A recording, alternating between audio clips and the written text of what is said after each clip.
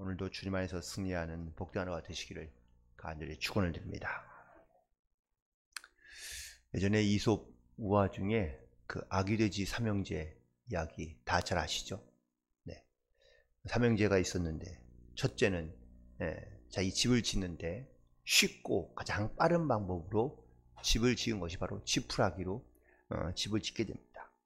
두 번째는 바로 나무로 집을 짓게 되는데 세 번째는 유독 참 무식하고 멍청하게 벽돌로 집을 짓습니다.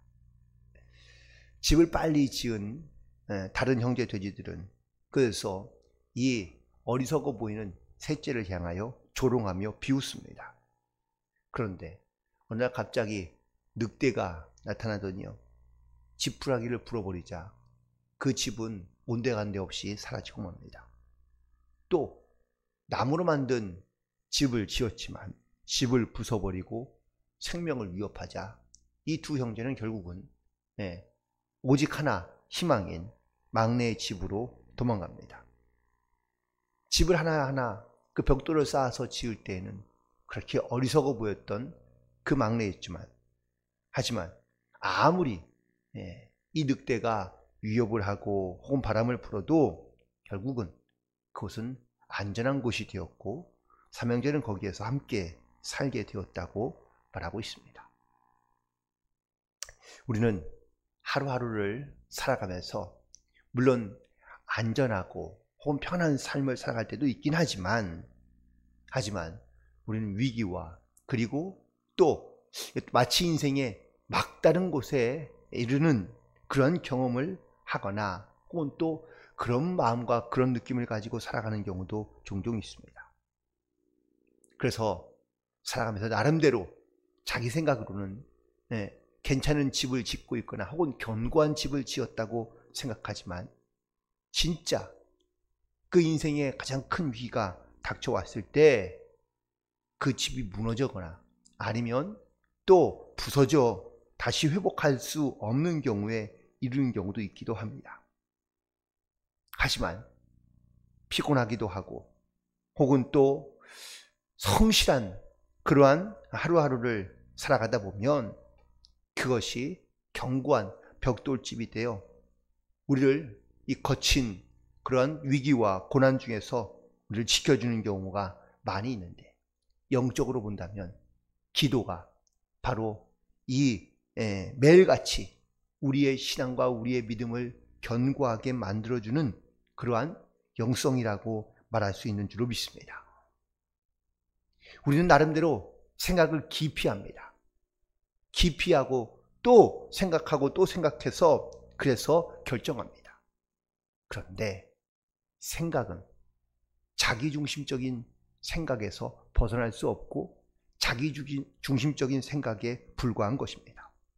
하지만 반대로 기도는 하나님 중심으로 나아가는 것이며 하나님 중심으로 따라 순종하는 것을 의미합니다. 내 중심적인 나의 생각이 아무리 깊고 아무리 깊어도 결국은 그 중심에 자신이 있을 수밖에 없기 때문에 그렇습니다. 내 지혜, 내 경험, 내 판단으로 우리가 계획하지만 하지만 내 생각대로 내 계획대로 움직여지지 않는 것이 바로 우리가 살고 있는 이 세상이라는 것을 우리 너무나 잘 알고 있습니다. 그러나 기도로 하나님의 중심으로 살아가면 어떠한 상황에서도 우리가 하나님의 뜻을 묻고 또한 하나님의 생각을 혹은 하나님이 원하시는 것을 물으며 나아가기 때문에 그 과정 가운데 반드시 하나님께서 개입하시고 응답하시며 역사하신다는 것을 우리는 깨닫게 되는 줄로 믿습니다. 물론 하나님의 뜻이 어디에 있는지 우리가 잘 알지 못하거나 혹은 보이지 않고 분별하기 힘들 때가 분명히 있습니다. 마치 벽돌을 쌓아가는 과정이 매우 어렵고 힘든 과정인 거지만 이 과정이 끝나고 나면 어느새 우리는 견고한 그러한 삶을 살고 있다는 것을 깨닫게 되기 때문인 것이죠. 다윗이 하나님의 마음에 합할 정도로 견고한 사람이었고 기도의 사람이었고 그리고 하나님 중심으로 살아갔던 사람이었습니다. 그런데 그가 기도하지 아니하고 자기의 생각으로, 그리고 또한 자기 중심으로 살아가다 보니 어느새 그는 막다른 골목에 이르러 있는 상황을 마주하게 됩니다. 우리가 어제도 함께 읽었지만 28장 1절에 보면은요, 그때 블레셋 사람들이 이스라엘과 싸우려고 군대를 모집한지라 아기스가 다윗에게 이르되 너는 밝히 알라, 너와 내 사람들이 나와 함께 나가서 군대에 참가할 것이라고 이야기합니다. 그리고 드디어 29장 오늘 본문 말씀 1절에 블레셋 사람들은 그들의 모든 군대를 아벡에 모았고 이스라엘 사람들은 이스라엘에 있는 샘 곁에 진을 쳤습니다. 그리고 이 아기스는 다윗을 불러 함께 올라갑니다. 지금 다윗이 이스라엘과 전쟁을 하는 그 전쟁터에 올라가는데요, 원수가 되어서 싸웠던 블레셋에 대항하여 싸우는 것이 아니라 정반대로 자기의 동족인 이스라엘과 더불어 전쟁하게 생긴 겁니다. 여기까지 생각해 보았을까요? 처음에 이 블레셋 그리고 아기스 왕에게 도망갈 때는요, 아무 생각이, 물론 생각을 깊게 했겠죠. 늘 자기의 목숨을 헤아려는 이 사울 왕의 위협을 피해서 블레셋 아기스 왕에 가 있는 동안 1년 6개월 동안은 아마 가장 편안한 날이었다고 생각했을 겁니다. 설마 이런 날이 올 줄이야 상상이나 했겠습니까? 다윗이 생각하고 또 생각해 자기의 모든 백성들을 데리고 블레셋에 망명했을 때, 그때에는 물론 많은 고민과 생각을 했겠지만 그때에는 이게 가장 최선의 방법이라고 생각했겠죠. 하지만 이제 오늘 본문에 있는 상황이 되니 다윗은 더 이상 도망갈 곳이 없습니다.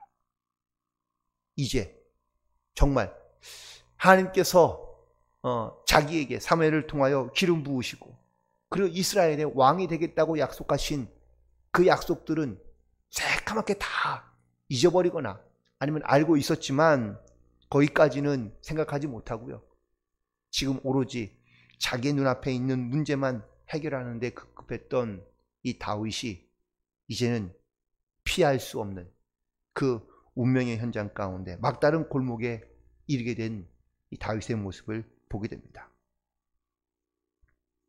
결국 이 다윗은 아무것도 할 수 없습니다. 심지어 이 전장에 아기스와 함께 나아가면서 다윗은 과연 어떠한 생각을 하고 어떻게 고민하며 기도했을까요? 많은 생각과 고민으로 지었던 이 지푸라기 집은 결국은 허무하게 무너지고 말고 맙니다. 나름대로 견고하고 든든한 집을 지었다고 생각했던 그의 삶은 이제 이 모든 이 막다른 상황에 이르게 되자 아무것도 아니라는 것을 깨닫게 되고, 그리고 자기의 동족이며 또한 자기의 가족들이 이스라엘 향하여 창을 들고 혹은 칼을 겨누어 싸워야 하는 이 상황이 되자 과연 그는 어떤 마음을 갖게 되었을지 너무나 우리가 이 다윗의 상황을 보면 어떤 마음인지를 충분히 짐작하고 남음이 있습니다. 발을 뺄 수도 없는 상황, 그리고 생각이 너무나 많을 수밖에 없던 그 순간, 사실 여기에서 블레셋을 배신하고 이스라엘로 도망간다고 해도 자기가 산다는 보장이 없습니다. 사울은 여전히 이 다윗을 죽이려 하고 있기 때문이죠. 그렇다고 동족과 칼을 겨누어 싸운다는 것, 이것도 역시 자기의 마음에 혹은 또 양심에 허락하지 않는 일일 수밖에 없습니다. 가끔은 아니 우리가 생각하고 혹은 또 판단한 일은요, 누가 책임져야 되겠습니까? 혹은 자기 자신이 책임질 수밖에 없는 그런 상황이 분명히 올 수밖에 없습니다. 그런데 많은 사람들이 그 때가 되는, 자기가 책임져야 할 때가 되면요, 책임을 지는 사람도 있지만 책임을 회피하고 도망가는 사람들도 무척이나 많습니다. 우리가 기도하는 이유는 바로 내 중심으로 그리고 내 판단으로 나아가는 것이 아니라 하나님을 의지하며 하나님 중심으로, 또한 하나님께서 우리의 모든 삶을 책임지신다는 이 믿음의 고백을 가지고 나아가는 것이, 이것이 바로 기도해야 되는 가장 중요한 이유인 줄로 믿습니다. 그래서 기도하는 시간이 얼마나 중요한지, 즉 하나님 중심으로 내 삶을 하나님께 주께 맡기며 의지하며 살아간다는 것이 이게 얼마나 중요한 일인지, 막다른 골목과 그리고 마지막 어떤 순간에 이르게 돼서야 우리는 그제서야 깨닫게 되는 경우가 많이 있습니다. 내 인간의 짧은 속에는 이것이 옳은 것 같고 내 판단으로는, 경험으로는 이것이 맞는 것 같은데, 그런데 시간이 지나 그 결단의 혹은 책임의 때에 이르게 되면 하나님께서 우리 가운데 깊이 있게 깨닫게 하시는 일들을 우리는 경험하게 되고, 또한 그것을 깨닫게 되는 경우가 많이 있는 것을 다시 한번 경험하게 됩니다. 이러한 자기 생각에 어쩌면 진퇴양난의 순간 가운데 빠져있는 이 다윗에게 하나님께서 어떻게 역사하셨을까요?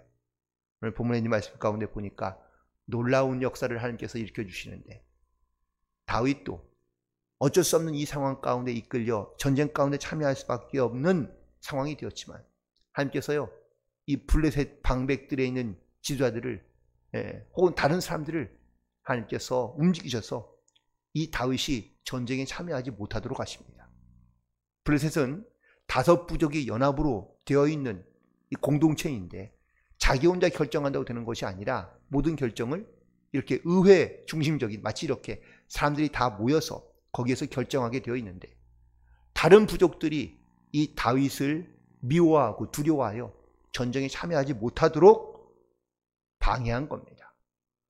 결국 아기스도 자기의 마음대로 행하지 못하고 이 다윗을 새벽에 다시 돌아가라고 명령하게 됩니다.